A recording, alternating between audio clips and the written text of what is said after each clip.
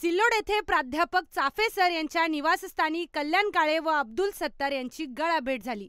कल्याण काळे यांचा सत्कार करण्यात आला। यावेळी पत्रकारांनी विचारलेल्या प्रश्नांना अब्दुल सत्तार यांनी दिलखुलासपणे उत्तरे दिली। योगायोगाने भाजपचे उमेदवार रावसाहेब दानवे पडले, त्यांना मी नाही पाडले। मी त्यांची प्रामाणिकपणे मदत केली, मात्र माझ्या काही कार्यकर्त्यांनी त्यांचे काम केले नाही।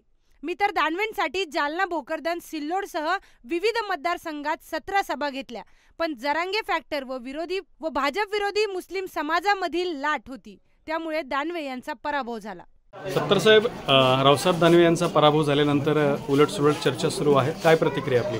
नाही, मला असं वाटतंय की आम्ही युतीचा धर्म पाळला। आमच्या सर्व लोकांनी, कार्यकर्त्यांनी, अनेक लोकांनी कामं केली, परंतु काही कार्यकर्त्यांमध्ये नाराजगी होती आणि त्या नाराजगीचा मतामध्ये ती फक्त माझ्या एकट्या मतदारसंघात नव्हती। भोकरदनमध्येही आपण पाहिलं तर 1400 मतांनी भोकरदनची एकटा नावाची लोकसभाही असती तरी 1400 मतांनी ते पराभूत झाले असते। म्हणजे प्रत्येक तालुक्यामध्ये कुठं 20,000, कुठं 30,000, कुठं 40,000 अशा पद्धतीने ते मायनस झालेले आहे। आणि जनता जनार्दनांनी, सामान्य कार्यकर्त्यांनी ही निवडणूक हातामध्ये घेतली होती आणि सामान्य कार्यकर्ता हे डॉक्टर बाबासाहेब आंबेडकरांनी जी आम्हाला घटनेचा अधिकार दिला, त्या घटनेनुसार मतदार ज्या पद्धतीने मतदान करतोय ती सुप्त लाट समजली नाही आणि याच्यामुळं मोठ्या मताच्या फरकाने हे कल्याण काळे जी विजयी झाले।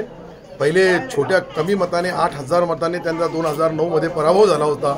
यावेळेस त्यांनी त्याची पूर्ण जाणीव करून आणि जाणीवपूर्वक सर्व नियोजनबद्ध प्रचार केला आणि जनता जनार्दनांनी ह्या निवडणुकीमध्ये कल्याण काळे साहेबाला कौल दिला।